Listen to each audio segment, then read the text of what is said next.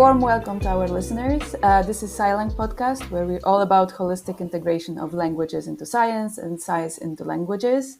My name is Agnieszka, and today I have a pleasure of hosting our guest, Dr. Timothy Douglas, lecturer in biochemical engineering at Lancaster University, also co-organizer of SciLang conference, which brings science and languages together, and is in fact in the roots of our podcast. So grab something nice to drink and let's begin. Hello, Tim. How are you? Hello, Agnieszka, and many thanks for your invitation to talk to you today. I actually have some questions about you because I heard that you actually speak many languages. And can you tell us what languages do you speak? Right, yes.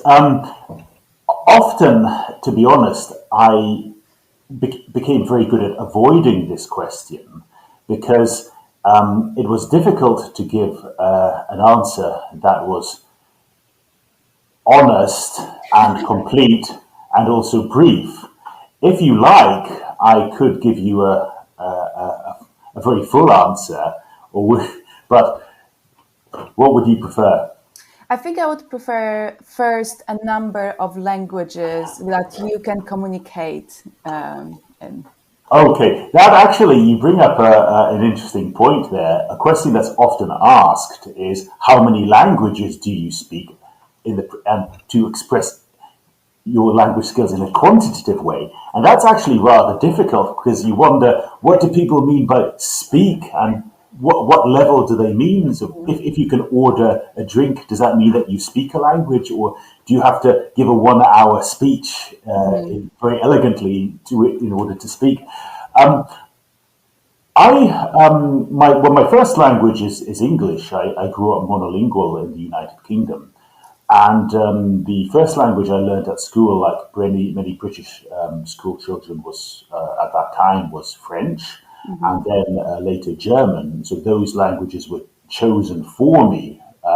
Then I became interested in Chinese, which I was able to study a bit at my secondary school, and also Russian. And then a turning point for me was when I started to when I went as an exchange student to Germany, and then it just showed me that language is not just an academic subject; it's something that you can really make a part of your life, and you can really connect to people with. That's the nicest part about language. Communicating with people is great, but connecting with them is even better, and that's something that you can do. The less popular a language and the less prestigious a language is, well, I say that with caution, using the word less prestigious, but the less mainstream a language is, the better the connection you can make with people. Okay, and this is why I don't want to use the word prestigious, because I don't want to suggest that one group of people has more prestige than another. On the other hand, in our society, unfortunately, in my opinion, some cultures, particularly more affluent cultures, are seen as having sort of more prestigious languages, than others, which is unfortunate. But this is why English, in my opinion, is it's the best language in certain circumstances, but it's also the worst language. It's the best language if you want to communicate impersonally to a wider audience. So we're speaking English in this podcast, so more people would be able to understand us. Exactly. But I think that if we were doing a podcast, in Ukrainian or in Polish or in Czech, we would be able to make a connection with the listeners better by speaking their language, by showing them that their language is worth learning and that it's worth connecting, with them. But I digress. To come back to your original question about, you can see I'm a university lecturer because I can talk and talk and talk. We will come back to that for sure. But then once I like the experience of studying in Germany much more than studying in the United Kingdom, to be honest. Oh, So really? yes, and then I liked it so much that when I finished my degree in the UK, I went back to Germany, and I never came back until I received my current job at Lancaster University. went on sort of living in Germany, but I became fascinated by the Slavic languages, which are spoken much more widely in Germany than in the United Kingdom. Germany, especially German universities, maybe it's the location of the country, but they have a much wider range of language courses offered than in Western Europe and in the United Kingdom in particular. And I learned Russian, which I really liked. It was, and although it was a more challenging language for me to learn than French or German, and then, but thanks to that, I learned Polish, and I liked Polish because it was a funny form of Russian for me, and I say that I have just as much respect for the Polish language as for the Russian language, and then as a result, But these are Slavic languages. yeah, Yes. I became interested in Czech because I found that a funny form of Polish, and then I and then I also started to learn sort of Dutch because that was like a funny form of German for me. Yes. Yeah. And actually, I was very glad later because I went to live in the Netherlands and then in the Dutch-speaking part of Belgium, and then I was also able to experience the same thing that I experienced in Germany, living my life in another language, and then. Along the way, I've also picked up Italian, and I recently, about 2 years ago, I became aware of the polyglots of community and the language learning community online, and I found that this actually stimulated me to try to learn more languages as well, and I haven't. It's if you will start to learn a new language, it can be quite scary at first. Recently, on about 1 year ago, on a whim, somebody made a joke about starting. What she did was this friend of mine. She set her phone to Romanian, and then by mistake, and then she said, "Oh, it's a sign. I have to learn Romanian." So she meant it as a joke, but I thought, well, why the hell not? Yeah. Yeah, and so yes, that's great. Wait, I'll learn. I haven't learned another language for ages, and so it was actually quite scary, even though I've learned many languages before, to try to learn a new language. But actually, it was so worth it because it made me rediscover the fact that it's actually very fun to speak a language badly. I think that's one of the things that can really help you if you want to learn a language. Enjoy butchering a language. Enjoy speaking. You're making a mess of it because that's the way that you will get better at it. It's This like is something that people forget, right? That yes, they should try, even though it doesn't sound the way it should sound. It sounds some fun, as you said, funny, but we should try. yeah, exactly. And the concert pianist who's playing beautifully, he or she will have played horribly in the past, and by playing badly, he or she is now playing well. And it's just the same thing with language. So what you see as a finished product, there's hours and hours and hours of bad products. Are what you don't see, but which are an integral part of the process. So, as you said, this is turning into a very long answer, but No, you but wanted. this kind of leads me to another question because it really reminded me of, to be honest, the whole journey that you just talked about. The fact that you first just got interested and then it just kind of like, it was kind of like a snowball effect. And then when you talked about that you sometimes need to be just do something horribly wrong and that's okay, it's part of the process, it kind of reminds me of what we do in science, that we fail, we fail, we fail, and you just have to enjoy the process. And so it seems that you wear many hats because you are a lecturer in biochemical engineering, and then also you organize SciLang conferences, and you're in this community of polyglots. And thinking about your story, and taking this into consideration, I'm just curious whether you kind of decided to bring it together, the sciences and languages, or do you see that as just two different routes, but they kind of translate into each other? That's a really good question. If I may also make a comment on your previous comment, how science also involves a lot of trial and error and failing. The same is completely true for language learning. There's also a parallel between, I think, languages and engineering. An engineering solution, you can have better solutions, such as cheaper solutions, more durable solutions, more environmentally friendly solutions.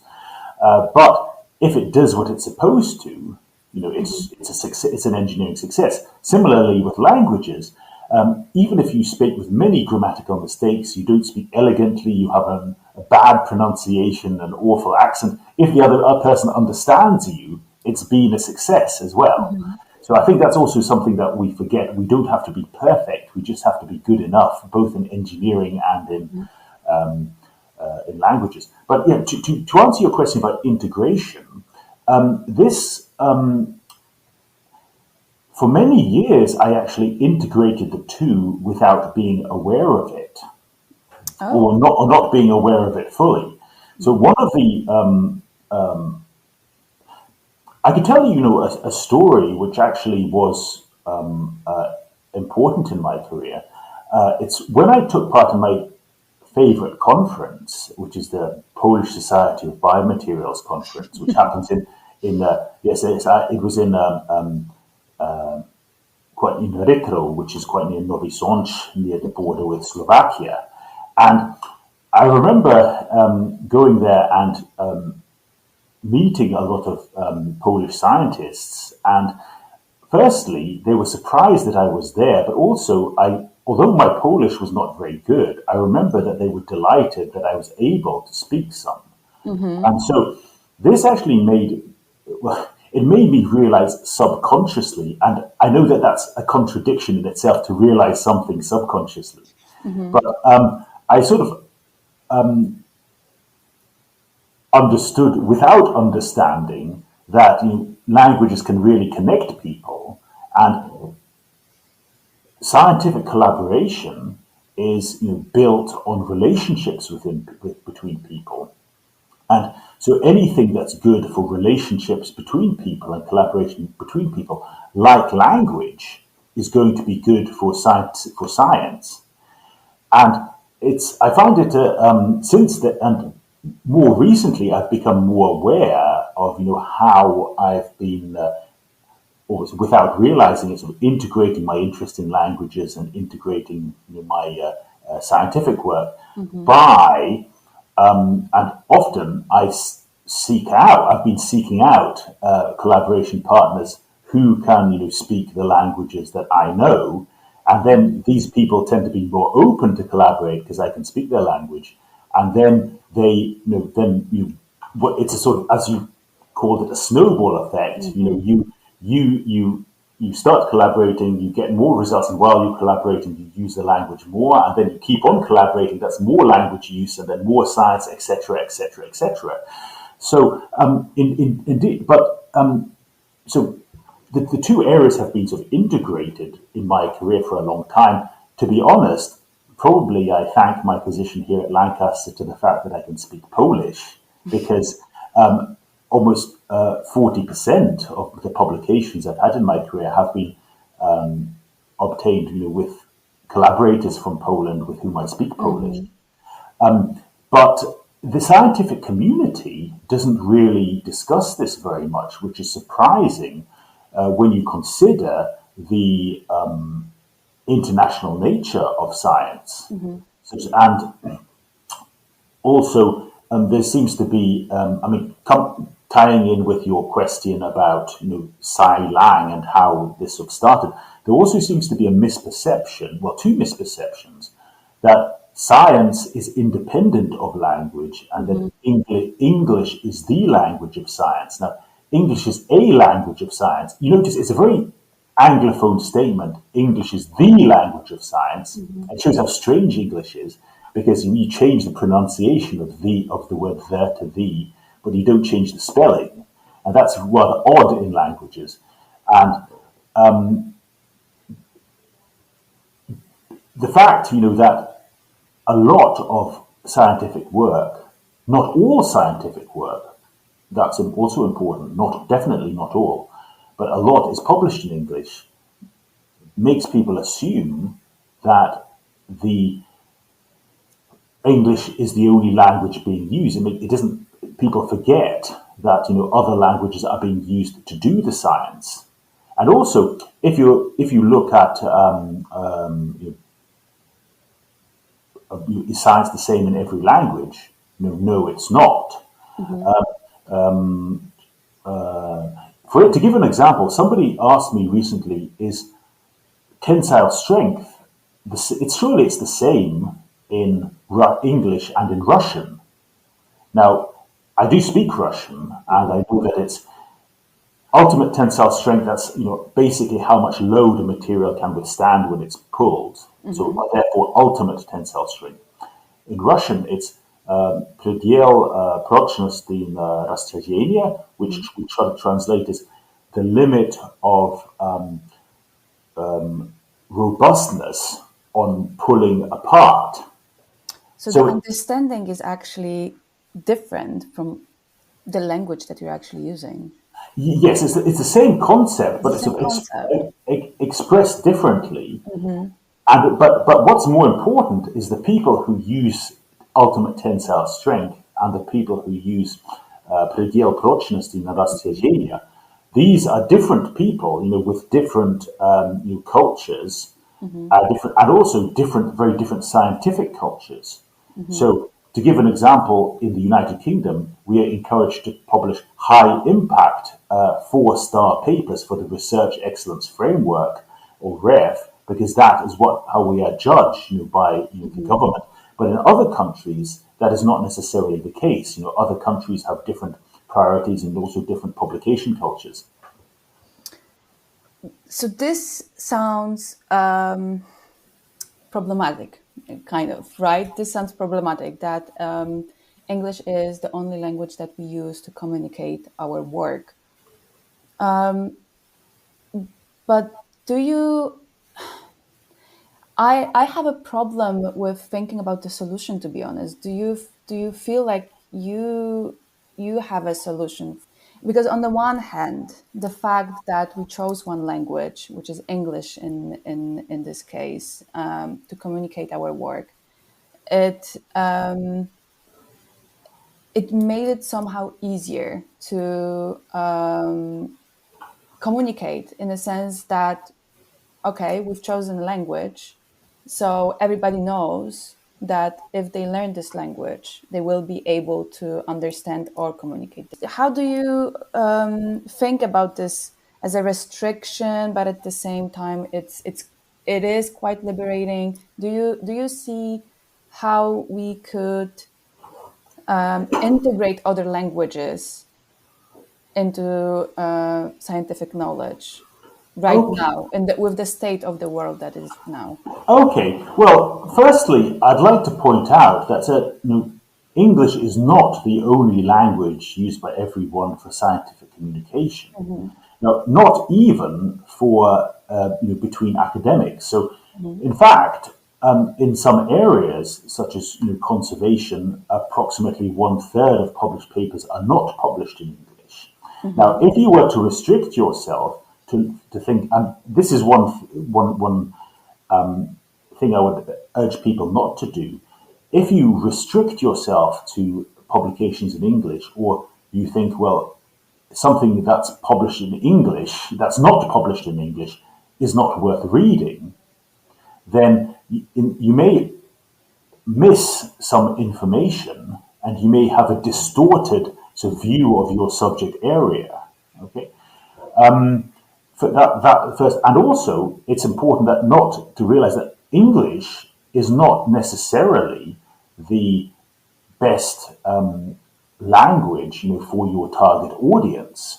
So for instance, if you were to reach an audience of people who spoke another language, it would make more sense to publish in that language as well.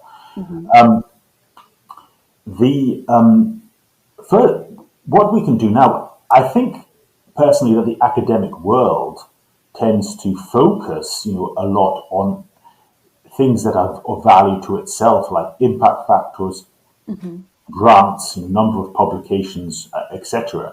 But two important aspects of science are also teaching and also outreach. Outreach is an area which is often neglected. Although we're being funded by public money, the academic world doesn't think as much as it could about sending its knowledge or back to the public, to show what's been done with the money.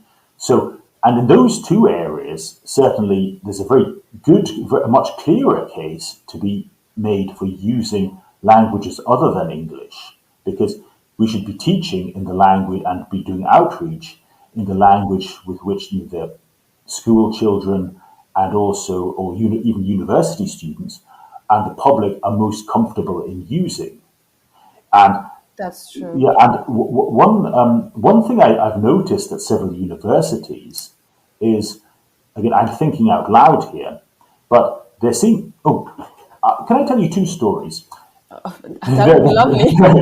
Firstly, when I've worked in Germany and the Netherlands, and also that's true here, that the academic world, the university world, seems to be a bit of a world apart from the rest of the town. Firstly. Secondly, within research groups, one thing I noticed in Germany and the Netherlands and the Dutch-speaking part of Belgium was often groups would there would be a sort of separation within research groups between the people who spoke the local language and the people who didn't. So the people who could speak English and used English to communicate but had not learned German or Dutch, they sort of formed a sort of own group, whereas then the local people sort of formed.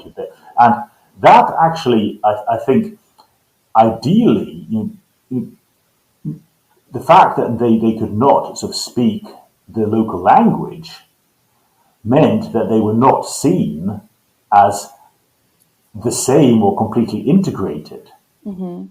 Now, I'm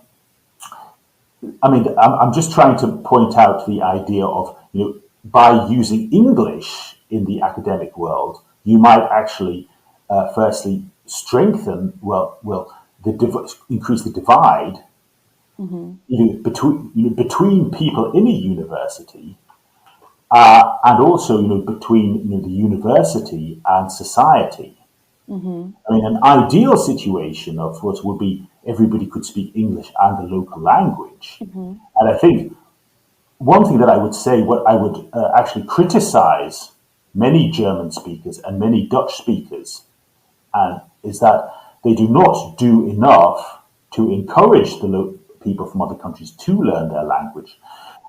I never saw anybody encourage directly people from other countries to learn the local language. Really? No, never.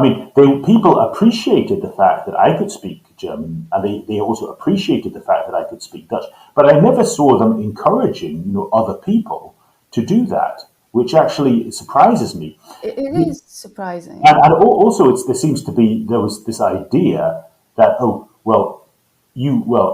even sometimes I would hear people say, there's no point learning a language because everybody will reply to you in English. Now, that isn't true, of course, but it just so shows the attitude of the idea that even people who have learned language, especially even people who have learned English, English, that doesn't necessarily mean that they understand all the functions of language. I think the biggest problem with language, not just in science, but in the whole world, is reducing it to the role of transmission of information. And so, a message in English is just the same as in any other language. No, it's not. People are always going to be willing to speak to you just in English, so there's no point in learning another language. No, they're not. They're not going to speak English whenever you want to. So if there's one thing that I wish I could change, it would be that. But of course, that is a much larger sort of question. What can we do that would be positive? Well, I would say, firstly, speak other languages. Don't restrict yourself, to English. And I would also say, what exactly you talked about the fact that people have chosen, English. Now, I think this statement is open to discussion. I don't think that there has been any sort of decision by the scientific community in general to learn that English is the language of science. I mean, for me, that is a statement without any meaning. It is true that English is often used because people find it convenient, but that does not necessarily. That's different from saying that a language has been chosen. If you see what I mean. I, okay, right. What I wanted to say was, English is. I would encourage people to learn English because it's a very widely spoken, second language, and that you can access more information, and that you can communicate with a larger number of people using English as a lingua franca. So I encourage, and importantly, because you can, get to know the cultures, the numerous cultures of the English-speaking world, better.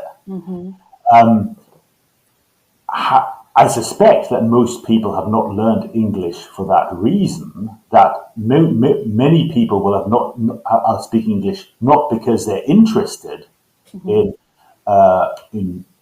Anglophone cultures, and to be fair, why should they be? But because they have thought that it was necessary in order to be able to understand information and to transmit information. It's very much more pragmatic. Yes, but so on the other hand, what we should remember that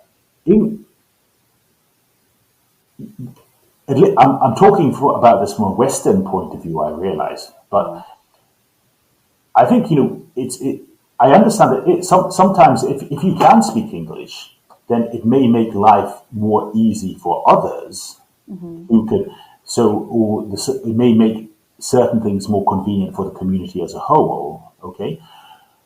On the one hand, we are encouraged to be, generous and kind to other people, but at the same time, we respect people's liberty and their choice. And so, although nobody, it's important to remember, nobody is obliged, to speak, English to you.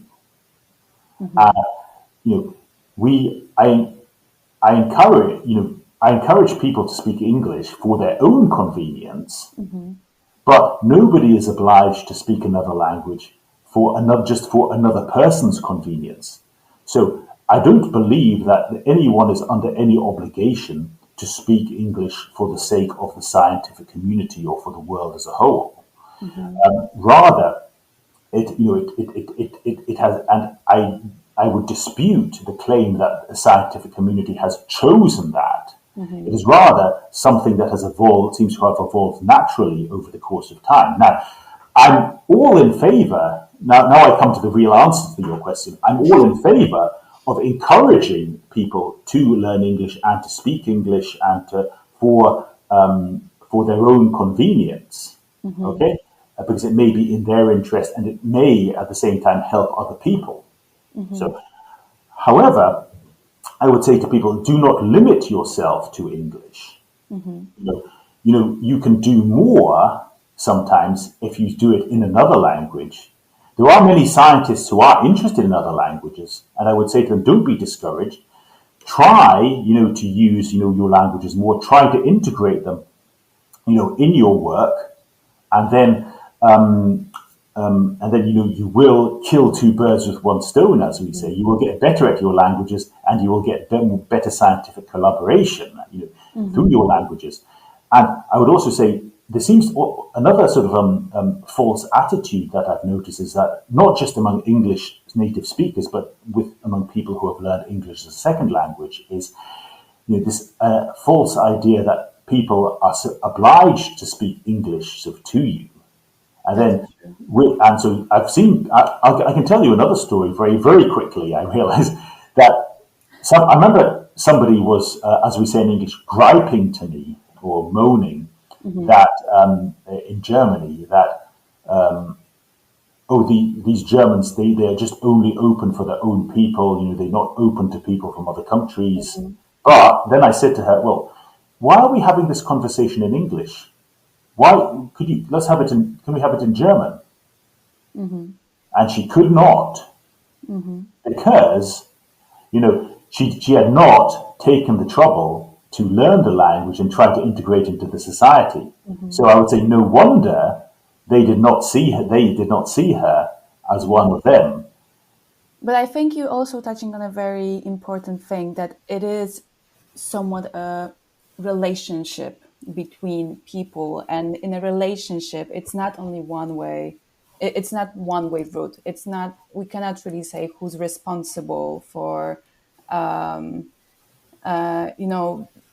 turning down these bridges and these walls, right? In a sense of who who who is responsible? Is it the, as you said before, no one really, for example, in Germany, convinced other people to learn German. At the same time, there was your friend who was saying, "Oh, they're not really open." I feel like this is also problematic. These creating these bubbles who are kind of self restoring themselves every day, and they're drifting apart with each time something Yes, like this happen. I like that analogy you make. If you want to build a bridge, you have to build it, from both sides. Exactly. But I would say, and there will be some people who are not very open and will never want to build from their side, and then it will be difficult to build a bridge with them. But I would say the more you build on your side, the easier it will be, the more people you'll be able to connect with, no matter how much they build on their side. Exactly. So I would say yes. So yeah, maybe that would be the take-home message. Keep building on your side of the bridge, and then the more you build, the more people you will be able to reach. You will be able to reach, and the more people you will be able to have a stronger bridge with in the future, and you can connect more bubbles, with your bridges. I also think that with the case of responsibility, I think that there has to be liberty actually on both sides. Everybody's free to do what they want, but actually, and rather than, I think it's a case of encouraging people, to go for more by being open. And as I said, you could say good is the enemy of better, or and so English might work for many situations, but I think you can have better relationships with people, better collaborations, if you are open to using other languages. I think this is a very lovely message to finish with. So thank you so much for joining us and sharing all your experience. Let's keep building bridges on our side. This was SciLang podcast. Till the next time. Thank you.